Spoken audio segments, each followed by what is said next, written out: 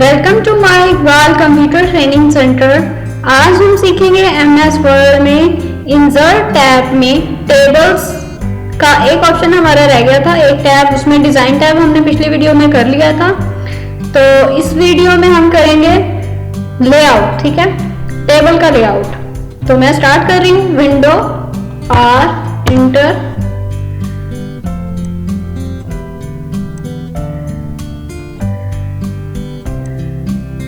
पहले हम table insert करते हैं। तो पहले मैं आपको बताऊंगी कि टेबल इंसर्ट की एक फार्मूला है, वो आप यहाँ टाइप कर सकते हैं। मैं प्लस टाइप करूंगी, ठीक है, माइनस टाइप कर रही हूँ, फिर उसके बाद प्लस टाइप करूंगी, फिर उसके बाद माइनस, फिर प्लस, फिर माइनस, फिर प्लस, फिर इसी तरह से माइनस एंड प्लस और एंटर। ये देखिए हमारे पास इस तरह से आप टेबल चाहें तो इस तरह से भी डिजाइन कर सकते हैं, ठीक है, इसको इंसर्ट कर सकते हैं, सॉरी।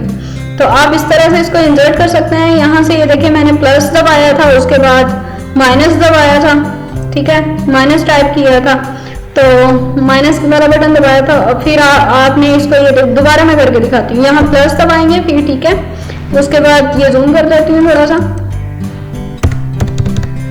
यहाँ करती हूँ मैं प्लस, ठीक है, माइनस, फिर प्लस, फिर माइनस। ये देखिए ये माइनस जितने आपके इसमें ये होंगे ना, तो उतना आपका वो जो सेल होगा ना, वो आपका बड़ा होगा या छोटा होगा, ठीक है। यहाँ मैं प्लस और फिर इसको इतना सा ही रख लेती हूँ इस सेल को, फिर प्लस दबाती हूँ। ये देखिए कि ये सेल आपका छोटा है और जहाँ वो ज्यादा मैंने लिए थे वो इस तरह से। अच्छा, आप इसको अब कैसे वो कर सकते हैं, मैं यहाँ से आपको बताऊंगी कि इसका आप आगे इसको कैसे कर सकते हैं, सेल कैसे बढ़ाएंगे आप। फिर तो सेल बढ़ाने के लिए आप टैब दबाते जाएं, ठीक है। ये देखें टैब दबा रही हूँ तो मैं इसके ये टेबल आपका यहाँ पे शो हो गया, ठीक है। तो आप इस तरह से भी टेबल को इंसर्ट कर सकते हो। तो मैं यहाँ पे आज सिखाने वाली हूँ लेआउट। तो लेआउट में सिलेक्ट ऑप्शन पहला है हमारा। तो सिलेक्ट में सेल को कैसे सिलेक्ट करेंगे, ये देखिए ड्रॉप डाउन पे क्लिक करती हूँ तो यहाँ पे सिलेक्ट सेल है, सिलेक्ट कॉलम है, सिलेक्ट रो है एंड सिलेक्ट टेबल है।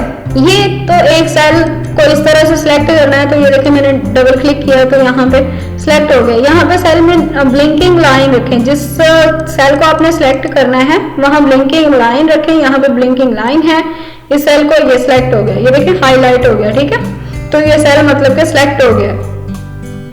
तो अब मैं इस कॉलम को सिलेक्ट करना चाह रही हूँ जिसमें मैंने ब्लिंकिंग लाइन रखी है, दिखाई दे रही है आपको, ठीक है। इस सेल को कॉलम को सिलेक्ट करना चाह रही हूँ तो यहाँ ब्लिंकिंग लाइन रखी है और वहां मैंने सिलेक्ट कॉलम पर क्लिक किया तो ये सिलेक्ट हो गया, ठीक है। उसके बाद मैं आपको बताऊंगी कि रो को कैसे सिलेक्ट करते हैं। तो यहाँ मैं ये वाली रो चाह रही हूँ, रो इस तरह से होती है ना, मैंने पिछली वीडियो में बताया आपको कि रो इस तरह से होती है।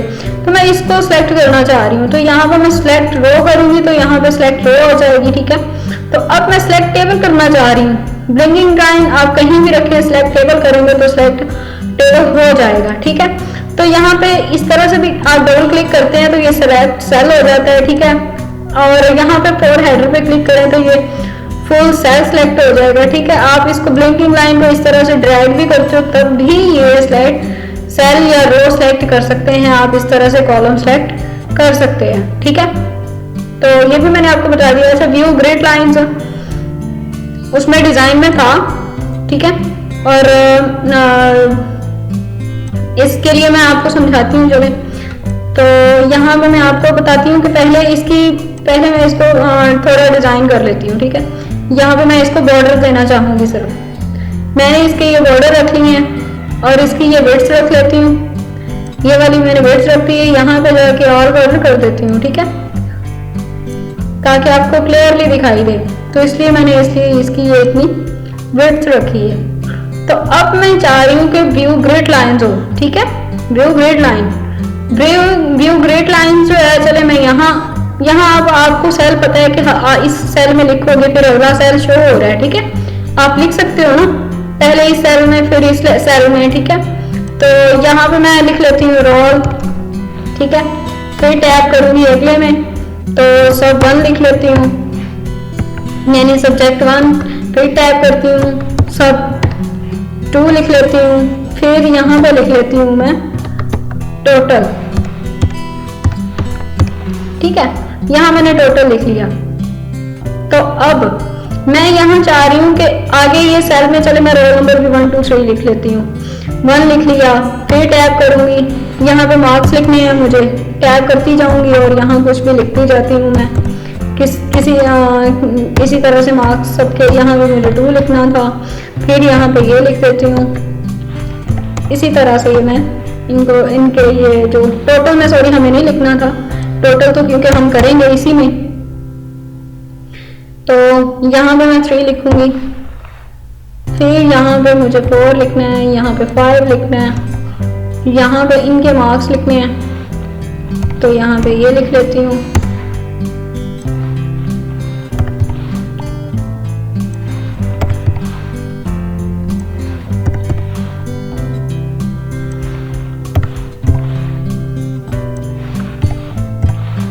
ठीक है, अब ये मैंने मार्क्स लिख लिए। तो अब मुझे पता था ना कि यहाँ पे ये लाइंस की मदद से मुझे पता था कि ये वाला सेल है जिसमें मुझे लिखना है, तो ये वाला सेल था मुझे जिसमें लिखना है। ठीक है, तो ये आपको समझ में आ गया होगा। ठीक है, तो ये इस तरह से सेल की मदद से मुझे पता चला ना। अगर ये बॉर्डर ही ना होते तो बॉर्डर के फिर खाली यही दिखाने थे, लफ्ज दिखाई देने थे, बॉर्डर नहीं दिखाई देने थे, तो उसकी मदद से हम कैसे एक तरतीब में लिख सकते हैं। तरतीब में हाँ इस तरह से लिख सकते हैं, इन सेल की मदद से, इन कॉलम्स की मदद से। अक्सर आप कॉपी पर लिखते हैं तो लाइन लगाकर लिखते हो, अगर लाइन वाली कॉपी है तो फिर आप उस पर इजीली स्ट्रेट लिख सकते हो, सीधा लिख सकते हो। ठीक है, वरना आप लाइन बगैर लाइन वाली कॉपी पे लिखते हो ना, जिसपे अक्सर बच्चे ड्राइंग करते हैं खाली पेज पे, जिस पे कोई लाइन नहीं होती है, तो फिर वहां से मुश्किल होता है अगर आप वहां लिखें तो। ठीक है, डायरेक्शन अब आपकी यहाँ से स्ट्रेट नहीं होगी, कभी आगे लिखा होगा कभी पीछे लिखा होगा। ठीक है, इस तरह से ऊपर नीचे आपका जो टेक्स्ट होगा, तो इनकी मदद से हमने लिखा है। तो ये मैंने आपको बता दिया। यहाँ से अब मैं जाती हूँ डिजाइन टैब में, तो डिजाइन टैब में मैं कर दूंगी नो बॉर्डर्स। ठीक है, डिजाइन टैब पे मैं क्या कर रही हूँ, नो बॉर्डर। ये देखिए मैंने नो बॉर्डर कर दिया, तो अब ये नो बॉर्डर पे क्लिक कर दिया, नो बॉर्डर हो गया। सिर्फ आपको दिखाई दे रहा है क्या टेक्स्ट। अगर ये ना होता, ये बॉर्डर ना होते तो हम इस तरह से स्ट्रेट लिख सकते, नहीं लिख सकते ना। अगर ये बॉर्डर ना होते तो हम इस तरह से स्ट्रेट नहीं लिख सकते कि ये इसके नीचे इस तरह से आना था, ये इसके नीचे इस तरह से, यानी यहाँ से थोड़ा सा तो इस तरफ को होता ये टेक्स्ट। ठीक है, ये थोड़ा सा इस तरफ को हो जाना था। तो अब ये व्यू ग्रिड लाइंस करूंगी मैं। व्यू ग्रिड लाइंस क्या होती है, यहाँ डिजाइन टैब पे जाओ तो यहाँ मैंने इसलिए नहीं करवाया था क्योंकि यहाँ वहां पर भी है। ठीक है, यहाँ पर ये देखें, मैं इसको लेआउट में जाके व्यू ग्रिड लाइंस कर देती हूँ, तो ये आपकी ग्रिड लाइंस कहलाती है। अगर आप ऐसा टेबल चाहते हो डिजाइन करना कि जिसमें आप चाहो कि बॉर्डर ना आए, सिर्फ आपकी ये टेक्स्ट दिखाई दे, और आपको ये व्यू ग्रिड लाइंस क्यों मदद देती हैं, ताकि आप इसमें इसकी लोकेशन पता हो कहाँ लिखना है और कहाँ नहीं लिखना है। ये देखिए मैं फाइल में जाऊंगी और इसको प्रिंट करूंगी तो यहाँ पे प्रिंट में ये दिखाई नहीं दे रहा है। ये देखिए इसकी व्यू ग्रिड लाइंस भी नहीं दिखाई दे रही है। सिर्फ वो MS वर्ड में आपको ऑप्शन है कि सिर्फ आपको ना वो लोकेशन पता हो कि आपने इस तरह से यहाँ पे लिखना है। ठीक है, ये आपको समझ में आ गया। ठीक है, व्यू ग्रिड लाइंस। आगे चलते हैं हम। तो मैं डिजाइन टैब में जाऊंगी और ये बॉर्डर्स कर देती हूँ इसको, तो ऑल बॉर्डर्स कर देती हूँ add, view grid lines uncheck कर देती हूँ। तो मैं यहाँ पे जाऊंगी ड्रा टेबल। ड्रा टेबल हम पीछे कर चुके हैं, तो ड्रा टेबल मैं दोबारा से बताऊंगी। ड्रा टेबल यहाँ पे इंसर्ट में जाओ तो यहाँ इंसर्ट टैब में भी आता है। ठीक है, यहाँ से ड्रा टेबल इंसर्ट टैब में, यहाँ से ये देखें आप अपनी मर्जी से इस तरह से लाइंस लगा सकते हैं। यहाँ पर इस तरह से लाइन लगा ली है मैंने, यहाँ पे ये इस तरह से, ये देखें। ठीक है, आप इस तरह से इसको ड्रैग करके पेंसिल को अपनी मर्जी का यानी टेबल बना सकते हो। ठीक है, तो आप अपनी मर्जी का टेबल यहाँ पे डिजाइन कर सकते हो इस पेंसिल की मदद से, ड्रा टेबल की वजह से। ठीक है, अब मैं इसको कर देती हूँ डिलीट। एंड डिलीट ऑप्शन मैंने समझाना भी है, चले मैं आपको बताती हूँ। यहाँ इरेजर क्या काम करता है। इरेजर आपका काम करता है कि इस लाइन को आपने इरेज करना है या इस लाइन को इरेज करना है, तो वो इरेजर करता रहता है। ठीक है, ये आपको समझ में आ गया। अच्छा, मैं अनडू कर लेती हूँ, कंट्रोल Z। आपने ये इरेजर यहाँ रख देते हैं। आपने ये सेल डिलीट करना है। ठीक है, तो ये सेल डिलीट हो जाएगा। वो पूछ रहा है शिफ्ट सेल्स लेफ्ट, तो लेफ्ट सेल डिलीट करना है तो वो लेफ्ट वाला डिलीट हो जाएगा। ठीक है, सेल शिफ्ट सेल्स अप करोगे तो वो अप वाला हो जाएगा। इंटायर रो वाला करोगे तो इंटायर रो वाला हो जाएगा। रो जो होगी ना वो आपकी डिलीट हो जाएगी। ठीक है, अगर आप चाहोगे कि कहोगे कि मेरा टेबल डिलीट हो जाए तो टेबल डिलीट हो जाएगा। यहाँ कॉलम तो कोई है नहीं, चलिए इसी को ले लेते हैं कॉलम। इसमें कॉलम डिलीट हो गया है एक। ठीक है, ये वाले कॉलम है ना हमारे, तो यहाँ दूसरा वाला इंसर्ट करते हैं। ये मैंने टेबल ले लिया। अब इसको करती हूँ जूम आउट। ठीक है, मैंने इसको कर लिया जूम आउट। अब ये आप ये वाला सेल डिलीट करना चाहते हो, ये वाला सेल डिलीट हो गया। शिफ्ट लेफ्ट साइड, ये तो आपको पता चल गया। यहाँ से रो और कॉलम मैंने बताना था। ये रो डिलीट करनी है तो रो डिलीट हो जाएगी। ठीक है, एंटायर है ना, एंटायर वाली सिलेक्ट थी। तो ये आपने टेबल डिलीट करना है तो ये टेबल डिलीट हो जाएगा। ठीक है, ये डिलीट करने के लिए ये आप देखिएगा ज़रूर। तो यहाँ मैं टेबल सेलेक्ट करती हूँ। टेबल सेलेक्ट किया तो लेआउट है। यहाँ पे अबव इंसर्ट रो, आप इसके ऊपर रो इंसर्ट करना चाह रहे हो तो जिसके जहाँ इंसर्ट करना चाह रहे हो उसको सिलेक्ट करो तो वहाँ इंसर्ट हो जाएगा। ठीक है, इंसर्ट अबव रो, इसके ऊपर। ठीक है, इंसर्ट अबव रो, इंसर्ट बिलो रो, जहाँ आपने ब्लिंकिंग लाइन रखी होगी उसके पीछे आपका टेबल की जो है ना रो इंसर्ट हो जाएगी। इंसर्ट लेफ्ट, लेफ्ट कॉलम, इसकी लेफ्ट साइड पर जो है ना कॉलम इंसर्ट करना चाह रहे हो तो कॉलम इंसर्ट हो जाएगा। इंसर्ट राइट, राइट साइड पर आप इंसर्ट करना चाह रहे हो तो राइट साइड पर इंसर्ट हो जाएगा। ठीक है, ऊपर की तरफ इंसर्ट अबव रो ले लिया मैंने। तो मैं ये चाह रही हूँ कि ये मर्ज हो जाए। ठीक है, मर्ज क्या होता है ये देखिए, मैंने इसको सिलेक्ट किया है। ये वाला ऑप्शन मैं समझाने के लिए बता रही हूँ आपको। तो यहाँ हमने लिखना है मर्ज, ये देखिए सेल्स हट गए हैं। यहाँ हमने लिखना है स्टूडेंट डाटा। ठीक है, ये इसको मैंने लिखने के लिए ये मर्ज किया था। ठीक है, इसको सेंटर अलाइनमेंट भी कर लेती हूँ। तो ये आपका ये होगा स्प्लिट सेल्स, सेल्स आपने स्प्लिट करने हैं अगर। ठीक है, तो आप ये चाह रहे हो कि यहाँ पर स्प्लिट सेल हो जाए। ठीक है, तो हम यहाँ पे 2 ही सिलेक्ट रहने देंगे। तो यहाँ पे ये देखें 2 है ना, 2 कॉलम है और एक रो है। ठीक है, एक ही रो में 2 कॉलम है ना, तो अंडू कर लेते हैं। यहाँ पे अगर दोबारा से करूँ इंसर्ट सेल्स तो यहाँ पे 2 रोज रख लूँ, इस तरह से बन जाएगा। ठीक है, दिखाई दे रहा है आपको, समझ में आ रहा है ना। तो ये इस तरह से बन जाएगा।